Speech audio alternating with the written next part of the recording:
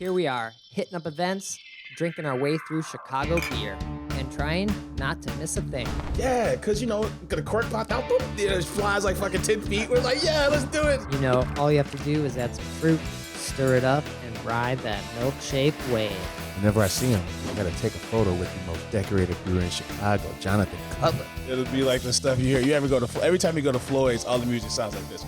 Raw, raw, raw. Sometimes you want a small beer, but really, you want a big beer. You gotta take in all those big aromatic hops. Hey, what are you doing this weekend? Waiting in line for a bottle release? You should have never been a fad. The black IPA is delicious.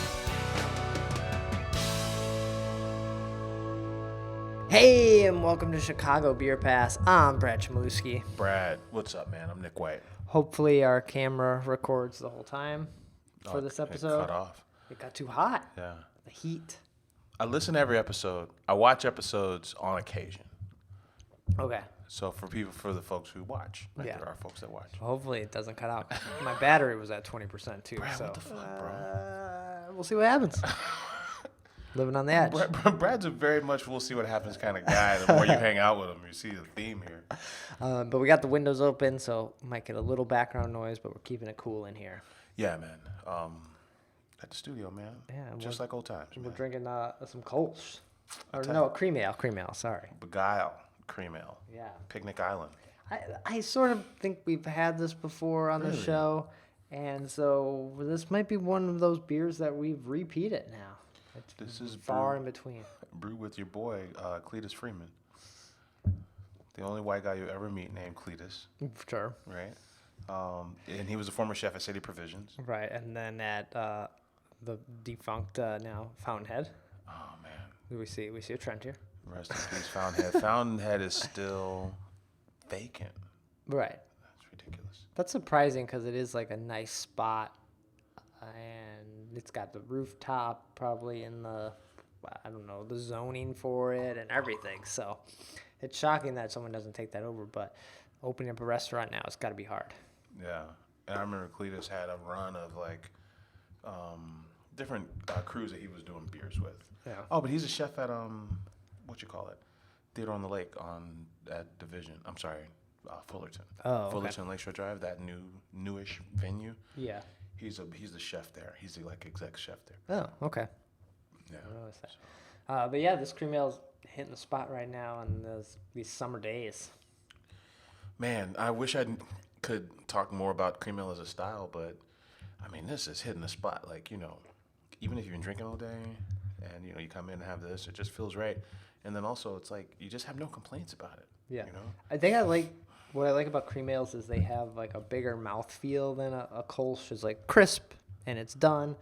A cream ale is like pillowy and sort of like fills your mouth like you drank something. Like it's not that it's more refreshing, but you got more out of it and you can think about it a little longer. That's something I like about cream ales a little bit. Yeah, I was pulling up my notes from the app about cream ales and just trying to see if we can find any just commentary about it. They just talk about pre or post. Oh, history. An ale version of American style lager. Oh. That's how they describe it. Produced by ale producers to compete with lager breweries in Canada and the Northeast and the Midwest. So it's like, why didn't you just brew lagers? They're like, we can't make them lagers. Right. Let's make something like a lager. We don't have time. Also, we don't have time. We don't have time to make those lagers. We got to get this out. The people have been working. This is the Great Depression. The people are thirsty. Get them this goddamn cream ale and get it now. Yeah, we're running these during Prohibition. We're going to get busted before this is done. Get them the cream ales. Right. So, man, that's funny. All right. But yeah, Picnic Island from Begyle. I swung by there this afternoon, rode the electric bike over there. Nice. I also grabbed the papers, What's the that? session barley wine. Oh, yeah, we talked about The this. 3% session barley That's wine. insane. So I think we'll do a video with that, pending battery life here. This guy. So yeah, we'll get through this episode and then drink some session barley wine. Sounds good.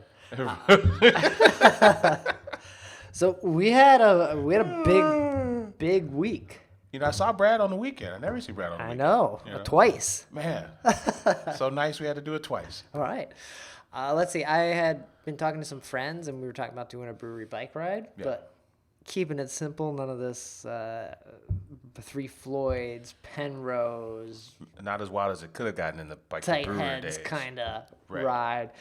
We kept it real simple, but we decided to do to 3 breweries. Mm-hmm. So, but each brewery was about 3 miles apart. So we did like from my house to Printers Row to Unani, and then Unani to Sketchbook, and then Sketchbook all the way back. Probably could have threw in like Old Irving on the way back if we want to do a 4th one. But that was the ride, and it was a great day for it.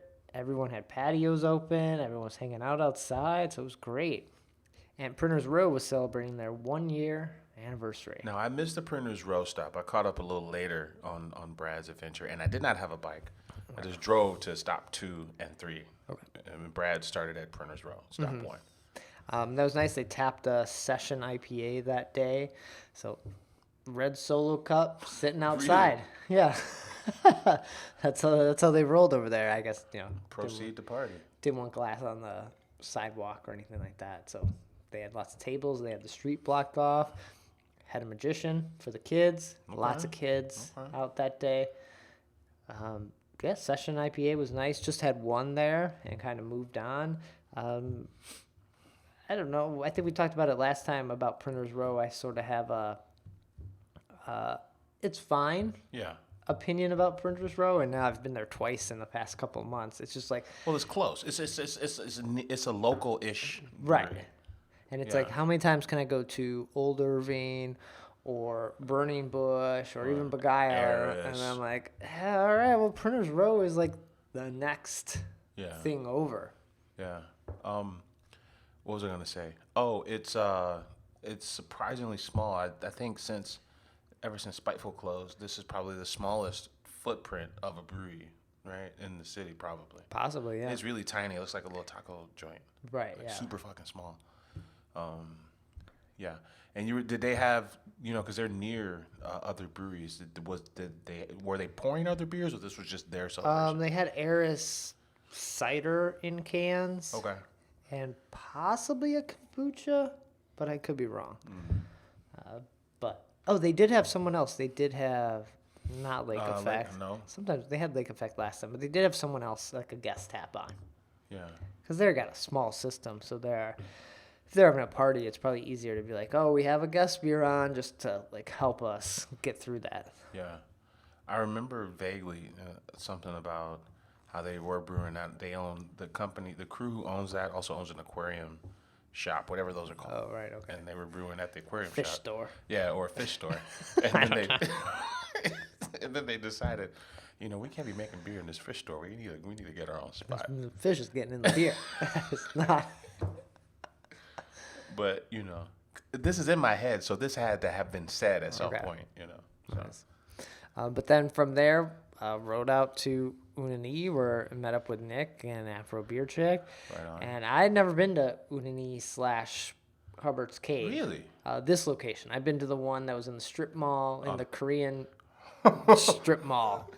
It was all like Korean restaurants and like there's even like a fucking Bollywood movie theater. Yeah. This is the weirdest fucking strip mall you'll ever go to. and the pancake place. Yeah. But so this new location, it's like behind a Costco. Yeah. Basically. Way closer to the city, and it's right behind the Leaning Tower of Niles. Oh yeah, we saw that. So we were on a mission though, so we didn't take any pictures. Huge patio. No bike racks, but everyone just kind of brings their bike into the patio. That seemed to be what the theme was. If unintentional comedy was, Brad and JB and Maeve and the gang are just glancing over to people taking their own bikes, and they're like, man, are they taking our bikes? Right. That's like full on like city like paranoia. Be like, wait, why you buy my stuff? Right. That was pretty funny. So it's a barbecue joint, and then the infamous Hubbard's Cave extension had a lot to do with them being a sour and a Belgian brewery, but I think the distributor didn't believe that they could sell IPAs, So the brewer's response to that was just to start another brand and call it Hubbard's Cave just for his IPAs and pales. Right. And Hubbard's Cave is a ode to them starting on Hubbard Street. Yeah. And they have a sign in the tap room area for Hubbard Street. And now we have a photo in front of that sign. Yeah. Yeah. Ridiculous photo. And we got some glassware out of it. We were forced to purchase the glass before we could get the IPA for the Hubbard's Cave sign. Yeah, they had a deal going on where any basically fresh IPA or Right. whatever they're calling it, if you bought it, you got this glass and you could take it home. So Yeah. we did that. I think right before you showed up, I think Shalonda got a stout, and their stouts are big and kind of sweet, like almost a little too sweet. But she got like a stout with strawberry in it, and then I got two sours. One was the Le Fin de Mon, which is they are known for like they're extremely sour, puckering, rip the enamel off your teeth type of sours. Okay. And you have the option to buy a whole year's worth in advance, right, for like $400 or something. The Le Fin du Monde series. Okay. So I got one of those in blackberry, I think, with vanilla, which was actually pretty good, but as tart as you would think it is. Yeah. And then I got something else called I think it was a beer cocktail where they kind of paired the sour with a Belgian wit, just to kind of bring down some of the sourness. And I thought that was the sweet spot for me of all the beers I tried that day. Okay. Was that fucking Cocktail one. beer cocktail or whatever the fuck they call it. Yeah, I think Maeve might have went with that off your recommendation when we showed up. I ended up getting, I think they had a Kolsch or a Pilsner, Hubbard's Cave, and after biking, I was like, just give me that. Yeah. That's kind of what I felt like. Although, you're right, they're known for these big stouts, but I was not in the mood for a stout. Like summertime and big stouts, I know it's a thing. You're like, No, fuck that. no thanks. Yeah. But you can also order food, and they do like a table check kind of thing. The barbecue comes out, I think, faster than the beer comes out. That was noteworthy. How fast the food came out. Like how I understand when you're at like district brew yards and you're like going down the cafeteria line and you're like, give me that, okay, I'm out of here. But this is like, I'll get this Kolsch and these this barbecue or these pulled pork sliders, and they both come out like almost instantly. Pretty much at the same time. It's kind of weird. Yeah. I went with brisket chili and whatever their cornbread biscuits were. Yeah. So Only having it once, I can't like say how great the barbecue is or anything, but it was fine. yeah, it's not smoke. Yeah. Yeah. So Is smoke the gold standard locally? I Up think north. North. well, It's close. Green Mill or Green Street. Green Street Meats. I think Green Street Meat is the Pretty standard. good. It's pretty good. Smoke is quality. Yeah, so I think you go. I think that's fair. Yeah. You go Green Street, you go Smoke, and then whatever that third layer is. Yeah, maybe it's Lily Q. Like Yeah. like I would put it in there, but then And then I think Unani kind of plays in the level after that, yeah, right? yeah, they're in like a third, fourth tier. Like it was good. I felt like I was lacking with the barbecue sauce choices. What's the joint? It's a barbecue joint near Printer's Row. You know what I'm talking about? I feel like we've discussed it before. Smoked with the one where I was like, they had baked ribs, and you were like, I've been there. I was like, I don't want baked ribs. Earl's. Earl's. Earl's barbecue. Yeah. It's not something you advertise. Like, why are you baking these? Yeah, that was the talk. It's like, why are we baking these ribs? I don't Yeah, understand. it's like, hey, we do pizza in the oven. Like, all right, I don't know. Or like, we do microwave pizza. I don't think that's what you want to like tell people. The dive bar is not advertising their microwave pizza. So yeah, it was like the barbecue's fine. The beer, I think, but what is it? Like Half Acre. I love their beer. I don't know if I love their food as much as I love their beer. And at Lincoln. that's why Big Star was going to take over the Right. food, because people are like, it's good, but it's not like, I'm not coming here for the food, and I wouldn't go to Udine Hubbard's Cave for the barbecue. I'm going for the beer. Yeah, I think it's kind of hard to. So we're not singling them out. I think it's hard to have the beer and the food just kind of be an equal conversation. I think whether it's, I think Cruz Blanc and Haymarket do a good job of that. Right. Where they're very close. The food and the beer are a closer gap than these other places we named. Yeah, maybe Haymarket's a little farther now that they've pared down the menu, But previously, I would just go there, kind of enjoy the burgers and the pizza. Equally So, as yeah. much as the beer. But I don't go to District Brew Yards because of the Lily Q is there. Huh. So you go there for the beer. Didn't mean to go on a food tangent. But this is like a hardcore food hall, too. Yeah. You know? So. But knowing that they have food is like a great. I don't know. It's good for like the stop and the places you're going to, especially on a bike ride, or if you're looking for a destination spot. If you could do two, you need one with food. 'Cause that's just how your day is gonna go. That's true. Yeah. So them offering food is great. The space is huge. The patio or the back, it's like a backyard. I feel like the backyard might be bigger than the inside. I think so. The inside for seating. You know, inside of the venue, a lot of it's dedicated to tank space. But just the seating area on the inside, I think the outside might be just as big or, you know, if not bigger. Yeah. Is it bigger than Sketchbook Skokies? Are they about the... Wow. I think it is a little bigger. You think so? Sketchbook definitely feels bigger. The outside piece feels bigger. Yeah. Maybe because there's no tent. Oh, yeah. Maybe that's it. But Unani feels like you're like hanging out in someone's backyard. Like Yeah. because of the tent, like you're there for like... I'm here for your like 4th of July cookout, whose ever birthday this is. And it's all like, wood bench seating. right. It feels very friendly. I don't know. Like You were telling a wild story about, because I had never been to the Hubbard's Cave when it was just actually on Hubbard Street, but you Yeah. had been. where Jerry, is it Jerry Nelson? Yeah, Jerry Nelson. Yeah. He invited Ken Huntemeter and I, and we shot a Hopcast there. So there is a Hopcast video, probably on YouTube or Vimeo, Now I want to watch that. of us interviewing him, and he talks about like basically building all of the equipment that he's brewing on, like finding basically bathtubs or what. No, it wasn't bathtubs, but like non-brewing stuff to make beer with. yeah. And it's like, what is happening here? And the beer was tasty then, but it's like, man, this guy is putting his like heart into this thing. Yeah. And that was really cool to see. That's powerful stuff. And he's probably like a one-man gang, one-man wrecking crew. And then, you know, taking non-beer equipment and repurposing it for beer is, you know, a theme around here. Yeah. Pipeworks' first location, you know, I hung out with their distributor who told the story about how they went and there was a milk production facility out south near Argus, and the original Pipeworks brewing equipment, a lot of it was deconstructed, like milk production equipment.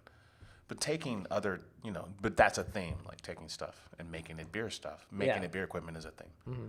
And although I don't drink Unani Hubbard's Cave very often, I love the story of him and just like having met Jerry multiple times in the beer world. And I remember one time the night Dry Hop opened for like the preview party for media and friends. He was there and he's like, oh yeah, I'm like planning to open a brewery hopefully in the next year. And that's like one of those, so many people have said that to you over the years, or me, and it's like, sure, cool, good luck. Right. I don't know. And he did it, and now it's like third location and it's bigger every time. That's awesome, man. And kudos to him for standing up to his distro, who telling him you can only be a Belgian and sour brewery. Yeah. You know, telling his distro to shut the fuck up, and him defining what he wanted to be. I think, you know, that's admirable, and I salute that. And actually drink his IPAs more than I drink his Belgians and his sours. Yeah, I think a lot of people do now, especially sour stuff is sort of taking a back seat. Like if I'm there, I go to his place to drink the sours. But if I see a shit in the store, I'm drinking the IPAs. Mm-hmm. Cool. Then from Unani, the bike crew and the car crew, we all went over to Skokie in the Sketchbook. You know, Brad may have these cool electric bikes, and I kind of wanted to swap off with them and take the electric bikes, and they hop in the car. But Brad took his real bike. Yeah, I took the normal single-speed And bicycle. I'm like, there's no way I'm riding 3 miles in this shit. I can't ride a bike like this. We've been drinking for 2 hours, and I'm not built for that. That's not, I'm not a bike to breweries guy. But I thought about it. Yeah, so we got over to a Skokie Sketchbook where I've now only been there on a bike. I've never drove to Skokie Sketchbook. Man. Skokie's first brewery and Sketchbook's second location. talk about interviews, I remember clearly we interviewed the Sketchbook gang. Shout out to Sean Curry at the original location right before they expanded into the next door space, and they were talking about, I don't know if it was on or off camera. They were talking about this thing that they're doing. I think it was off camera, like letting us know, hey, we're doing this. Yeah, I think they were fed up with the contract brewing scenario, and they're like, hey, we'd rather just go own our own, I guess, supply chain, for lack of a better term. We just want to own our ecosystem. We don't want to brew anywhere else. Yeah. We want to own all the things we brew on. So. Yeah, and one of the reasons we were, not only it was on like the bike tour stops, but you wanted to stop there. There was a beer or a beer that got released that was like a collaboration beer, was it a collaboration or was it a beer in honor? No, it was a collab with the Black Beer Baron. Okay. So cheers to him. That's Jay Westbrook. So he was one of the guys that was on the Uncommon Ground, the Uncommon Ale project with Haymarket. Yeah, so he made a beer with the Sketchbook guys, and it was called Pathways to Liberation. So it's a long title, Freedom-ish, semicolon, Pathways to Liberation. Okay. So I wanted to try that beer. But then when we get there, apparently it's an entire series of products with the Freedom-ish title, which was kind of confusing. Because I want to say they got the tea and then they got the seltzer, right? Something No, like that? there was a tea, a non-alcoholic tea, just called Pathways, Yeah. and it was a hibiscus, I think, tea, non-alcohol. And then they had a seltzer on that Maeve got that was the same color as the Pathways that you got. So it's a little confusing. I think the non-alcoholic version called Pathways and this other one called Freedom, whatever. Freedom-ish. Freedom-ish. And the Pathways to Liberation. They all have the same color. So you don't know if yours is alcoholic or not until you, right. That was part of the confusion. I'm like, these three beers all have, this name is long and this one has a portion of the name and this one has a different portion of the name. So you just want to make sure you're getting the one that's the beer. Yeah. And, we stumbled over that for a second, but we got there. Or you think. I didn't have that. I probably got whatever the Mexican lager was. Or I forget what I had. Pathways of Liberation was a beer that included, what did it have? Hibiscus, strawberry, and key lime. Right. And you said this tasted like Rosa. It's funny. JB's like, it's gonna taste like hibiscus, and that's all you're gonna taste. And I was like, oh fuck, I've had Rosa, and hibiscus is a very strong flavor. But I'm like, I hope that's not true. But then we drank it, and I'm like, strawberry and lime are playing a backseat to this hibiscus. I'm like, this is Sketchbook's answer to Rosa. And that was a conversation we had when we were sitting in their lovely front yard. Yeah. Yeah. So it was kind of funny actually. Yeah. So I'm like, he called it. And I was rooting against it being true, and it was true. Yeah, you were hoping that like lime came through a little more or something. Like bring it on, yeah, and or the just the saison-ness of it. Right. But I think I've never had hibiscus outside of a beer.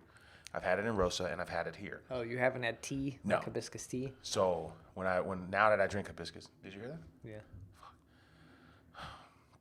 So yeah, hibiscus is a very powerful adjunct. That's what we're saying. Okay. Very powerful. Yeah. All right.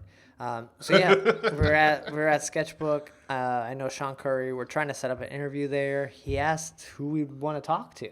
Like, are we talking to like new crew? Are we talking? Who's our brewer? Because we met the guy. Oh, Sacer. The guy who won the Boston Beer Company award. The DJ teacher? No, Cesar Marone. Oh, okay. Remember he hung out with us last time. Okay. Yeah. I thought he was an electronic Is he? teacher. This was like. No, that's two interviews I listened to. I got to listen to our Sketchbook interview, and I got to listen to. I thought he dropped like this weird thing that he was like, "Oh yeah, I'm also an EDM teacher." That's funny. Yeah. I do hear that. Yeah, we hear the animals outside. We got to pause this shit. We got to get the strap. No. Is everything cool? I don't know. It should be fine. All right. They're not in the house. All right. They're outside. doing something. Okay. So yeah, and then My immediate response to that is violence. Like, let's go get it. what, are you gonna like fight a bird?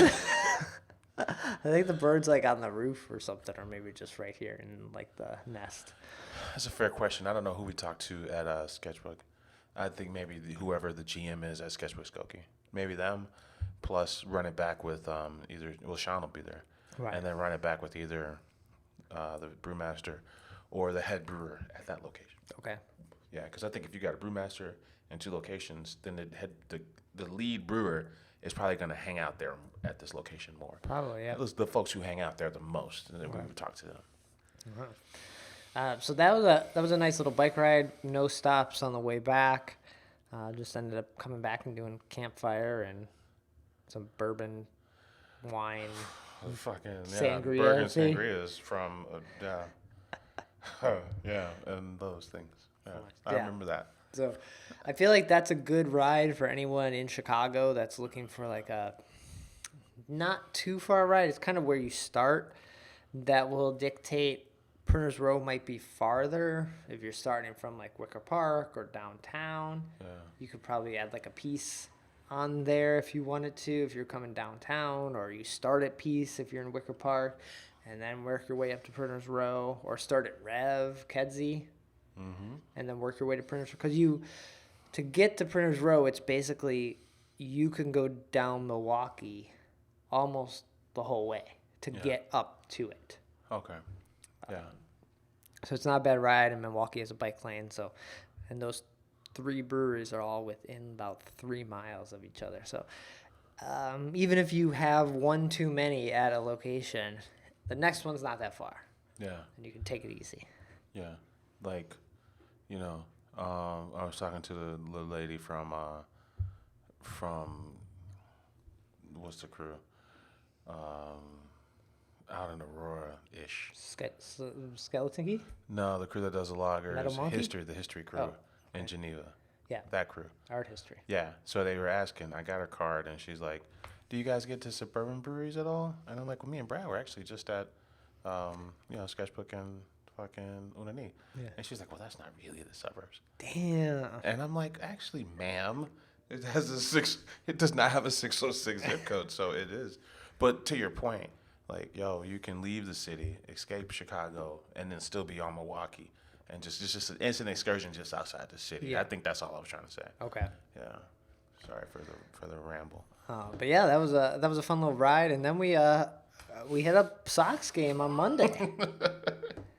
My man Brad's like, yo, let's go to SOX Park. I'm like, okay. Doesn't take much for me. I'm in. Okay, yeah. Let's go. Let's fucking go. We had Maeve's family was going to come into town, and we had bought tickets for this game, and they ended up backing out. And I knew Nick would be down if you need anyone to take some tickets. It's one of my only few joys. We do this show, and then I go to SOX Park. Sometimes you go to SOX Park and then do the show. And that's it. That's the end of the list. This is my only joy, Brad. This is my only joy in life. Are these things?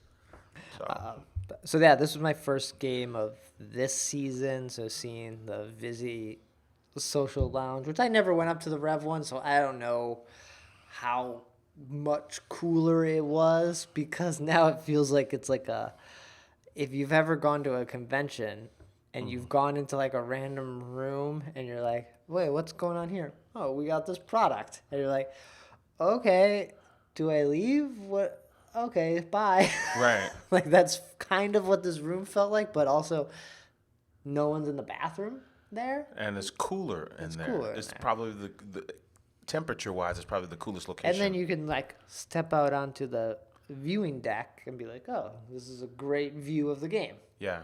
So this place has gone from the Miller Lite Party Deck to the Rev Social Tap Room to the Vizzy Hard Seltzer Lounge. Yeah, I just feel like, I don't know what Rev was doing in there, but whatever Vizzy is, it's like, what's happening in this room? Like, did Rev have more stuff in there? Rev was getting it on. Rev was getting it on, even down to the paint on the steps on the way up to the room. Okay. And then Rev's branding was a lot more prevalent. And then it was an entire craft list with all their friends. So, your Pipeworks, your 18th Street, your Half Acres, all your Rev stuff, and then all the bobbleheads. All that stuff was in the room. Okay. So it was just, and then you could run all your the Sox are known for their giveaways. So, they had a check-in giveaway, and then they also have, like, your free T-shirt days. But the check-in giveaway, you always redeem it if you want it. You redeem it up in the Rev in Social Town. Okay. So it was always the first stop you make when you get to the park. Okay. It was the Rev Social Town. They did have, which they didn't have in the Craft Cave, they had Bell's Oberon up there, so you could have got your $10 Bell's Oberon. I thought about you today, because Bell's Oberon was $12.75 today. $12.75, yeah. And I'm just like, hey, wait till But Brad gets a load of this shit. But that's like, that's ballpark prices. Yes. Every beer was $12. Should it be $10 at your local bar? No. No. At the ballpark, all right. It shouldn't be, but fine. I don't know. But yeah, that was a Monday night game. It was a little hot, It was hot as fuck, yeah. but there's lots of cool zones within like the craft lounge. It's called now. That's nice and cool down And there. then some of the stores ideally Yeah. would have AC, not pumping like it should have been. And then since it was a weekday game, Monday night, it wasn't crowded at all. Like last time I was there was a Saturday last season. You could barely walk around. All bets are off, yeah. So- and they were playing, I think, the Red Sox or some shit. Right, yeah. So a Monday night game against Toronto, here's like, cool, I'll just hang out in the craft lounge and watch the game down here and drink better beer. Yeah. Now I saw you guys when we ran into you guys. I don't know, maybe second inning, third inning. I think somebody had a dovetail. But then, like, what were the beers you hit up like before we ran into you? What did I get? I got. Did I get the dovetail? No. JB got a wheat ale. Man, I can't remember what I was drinking. Okay. But there's a cool reel on the feed that just shows all the options. Yeah. There's a ton of options. I ended up, my first beer was probably one of the lagers. I was like, I'm gonna just start with a lager, so I went with that. Second beer was, I think, the IPA from Old Irving, Okay. because I wanted something a little bigger. Then I did myself a Vizzy, I mean, the air conditioning is flowing and fucking and it's got busy the lounge. vitamin C. And then there's also vitamin C. Yeah, I I mean, think fuck. Maeve got the Vizzy. I got a 312, and we went back and forth with Okay. that. Basically, I was Okay. like, that was a beat up can that. Oh, hardcore craft beer kind of reminded us of. Yeah, I was like, I This guess fucking guy's got nothing going on. it's hard on the south side. I don't know. That's what happens. He's like, what's up with that can? Yeah, I think I went with fuck. Now I forgot what I fucking went. Right? But but it was different. Oh no. The Guppy series. I went with the pineapple Guppy. Okay. Yeah, I went with pineapple Guppy. That's the problem. I think the craft lounge is great. You also don't remember sometimes what you had then, because it's like it's a little overwhelming with the options. Like I love the options, and I don't want to see this go away. Yeah. But then I don't remember what I like. All right. And then a lot of times, they pour it into a big ass 16-ounce cup, and without the can, it's tough to remember. They weren't even. This lady wasn't pouring in the cups.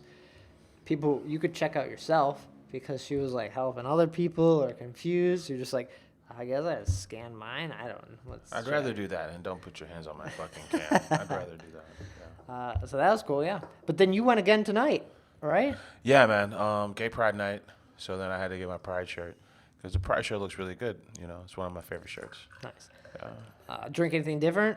Tonight? No, I went back to the. Actually, it's funny. I went back to Pineapple Guppy. And then I got the $13 Oberon. Okay. I'm like, Brad's gonna get a kick out of this. So those are the two beers I had. Okay. But I think I think that's the place I go when I want to drink crews that I like, but I never get around to. Right. So last year it was Blue Island and Pipeworks, and this year. I didn't see Blue Island there this year. No. So this year I've just been drinking Pipeworks. Every time I go, I get a Pipeworks. I don't even beer. think they have 12-ounce cans. I haven't been seeing any 12-ounce cans. Everything I've had all year has been like 16. Or the like real tall one. Oh, the big 24. Yeah. Yeah. So that was interesting. Yeah, I think when I got the Old Irving IPA, I was like, I shouldn't do this. I get Old Irving all the time. I Yeah. should drink someone else. But then, You should have drank around. Oh, I was gonna say drink around the bend, but you drink around the bend all the time. yeah. Yeah, it's They say there's 75 brands, so the third option I would probably get is Pollyanna, because I never get Pollyanna in the store, but Yeah. you can always get Pollyanna. I almost got when I got the lager. I almost got the gold medal winner one. From Pollyanna. Oh yeah, whichever one won the medal. Light reading. Light reading. I almost got that, and then I didn't because I remembered it tasty. I like it, but it had a taste that I was like, I didn't want that right now. Light reading, LITE. So it's kind of a play on it just being like a light lager. I wish I could remember off the top of my head what I got. I cannot. Yeah, I only remember Pipeworks because that's the shit I always get when I'm there. I miss Blue Island being there because I would get them if it was there, I'd get that because I like their stuff and I never get it in the store. But yeah, man, SOX Park 75 craft beer options, a lot of them local. Oh. So Did you hit up anything else then, or I basically saw you all week? So it was kind of weird. It was a very weird week. I'm like, man, I saw Brad on Monday. I saw Brad on Saturday at 3 different stops. It was actually pretty cool. Cheers to the Illinois Craft Brewers Guild. okay. They did a golf tournament. The golf tournament was in Western Springs in West Chicago, Illinois. It's actually called Prairie Springs. Okay. Full disclosure, West Chicago, Illinois is nowhere near Chicago. It's actually in fucking Kane County, which is basically Aurora. Yeah. I'm like, that's a little deceiving. My grandparents lived in West Chicago. I'm like, why y'all calling it West Chicago? I don't know. It's a clean 90 minutes from where we are right now. Right. It's Clean. next to Batavia too. Yeah, it's out there. Yeah, but golf course, 18 holes with the Guild. The Guild likes to start their golf off with a Rev Sun Crusher shotgun, Okay. and then you go play 18 holes of golf. Now I've never played golf, so this is probably normal for people who are listening. But you drive around on this cart with your beer. That's the only part of golf I'm like, bro, how come no one told me this shit was this fun? All you do is get hammered all day on a cart with beer. And then, the 16th hole is your refreshment hole. There's beer. And then the ladies from the Guild are riding around on their cart, and all they have is beer for you to drink. Okay. And so I'm like, man, this is a good hang, man. I was like I was bummed out that this is my first time golfing. Yeah, I never really golf because I don't really think I'm very good at it. The times I've done it or the top shot kind of thing. It's like, Oh, yeah. I'm not hitting the ball anywhere near. We're going to be able to walk to my ball that I just hit because it's not going very far. Bro, yeah. Shout out to Ray Stout, the old Justin Maynard role, the former Christina Tassi role, is now filled by a gentleman named Ray Stout. Okay. Yeah. I'm like, he got the name for it here. What are you doing here? So he was in my threesome. So it was me, him, and his son actually. Okay. And we got 2 carts and we're whipping around this thing, fucking drinking beers, playing golf. But yeah, to your point, the hole is 500 yards from where you start. Right. I mean, this is ridiculous. There's no way. Anyone listening is like, yeah, that's how golf works. He's like, yeah, it's called golf, dickhead. It's far. You got to get to it. Yeah. Your mini golf game transfers very well, but the driver game, forget it. Right. That's You're fucked. I'm not good at that. Yeah. My dad lives on 2 golf courses. Oh, shit. One in this state and one in Nevada. And I don't know shit about golfing. My little brother, he's pretty good at it. Man, I'm playing with this 11-year-old kid, and his kid's like, no. You got to make sure you hit it see that line on the driver? You make sure you hit it there. Use your 6 iron, not your 3 iron. I'm like, you're 11. How do you know what's the difference between the 6 and the 3 iron? It was great though. I had a good time. Oh, Nice. But the whole point was I ended up drinking a lot of suburb beer that I don't really drink all the time. So I had Penrose. I had Will County Brewing for the first time. Okay. Moore was there. Cheers to Moore. And there's one other crew that I was drinking that I haven't had. Art History. Okay. I drank their stuff. Yeah. Oh, so some of the Guild initiatives are, the big one is direct to consumer, right? So we're playing golf, but they're the next day they're flying to Washington because they want to lobby for direct to consumer. Oh, I saw Kevin from Begyle was there because he showed Marley he showed some pictures. Yeah.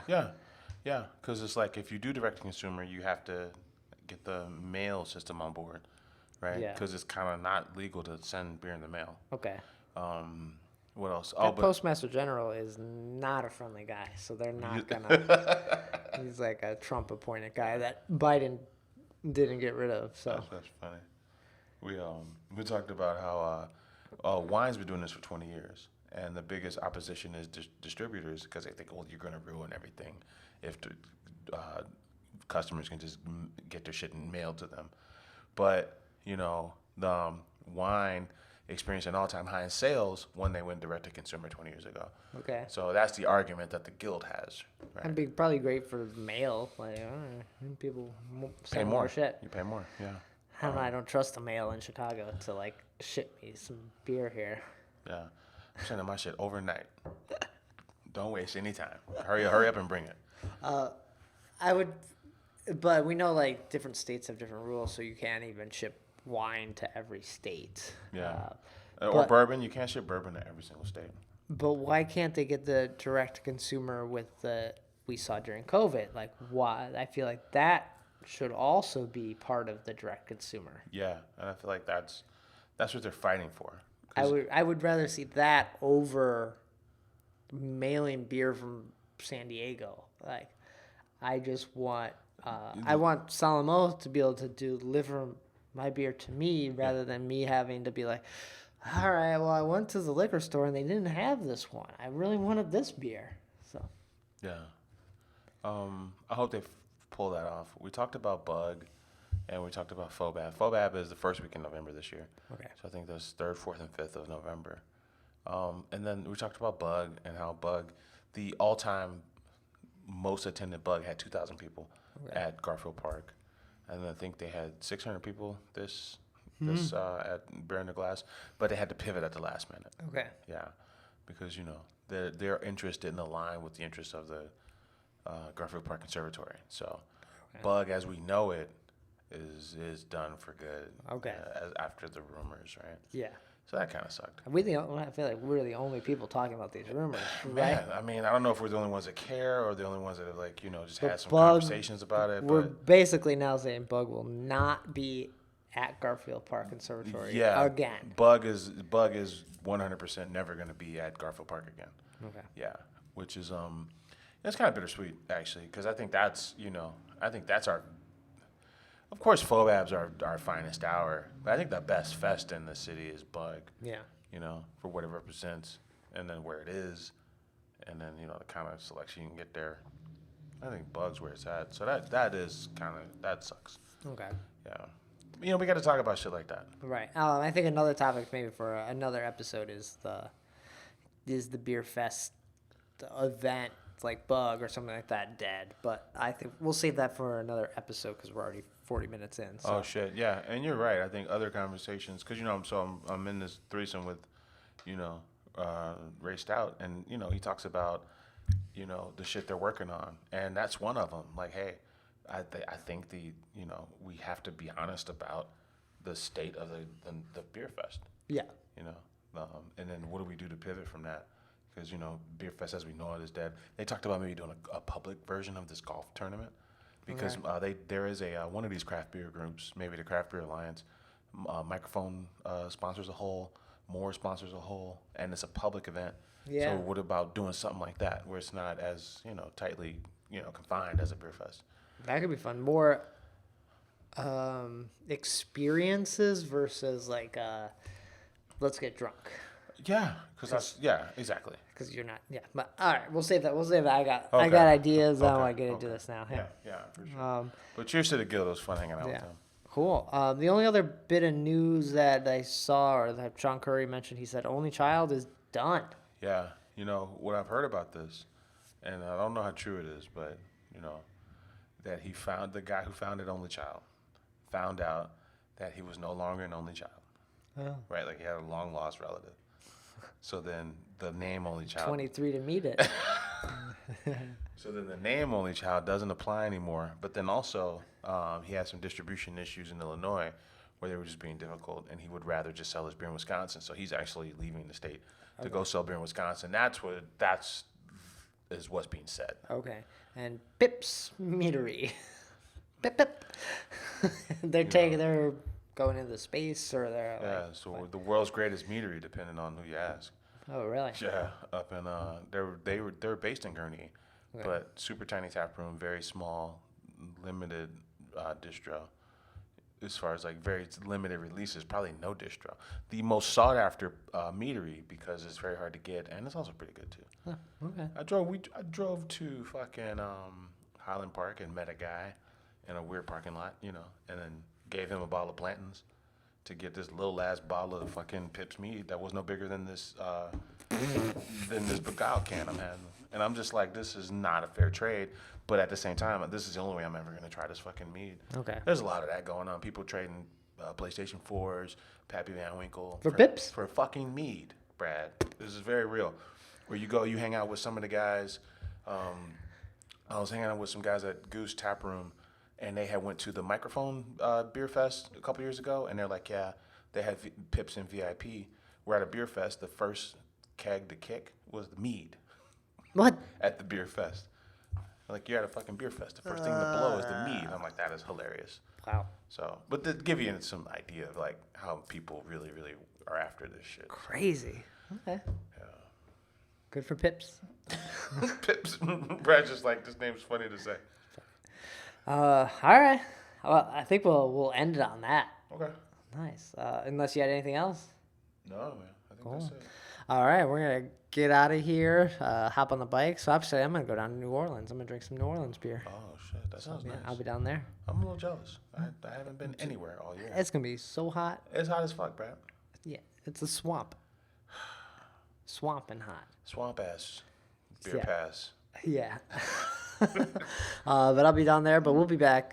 Should be back next week with another episode. Nick, where can people find you? Get in touch when we're not here. Hey, man. I'm on Twitter at Nicosia. And I'm on Twitter at BRAD, Chicago Beer Pass, Twitter, Instagram, Facebook. Nick might be at Friday Night Flights. Yeah. I'll be in beautiful Bridgeport. I haven't been in forever to Bridgeport. Bridgeport, nice. So it's going to be at Maria's. Cool. And that'll do it. Take care. Cheers.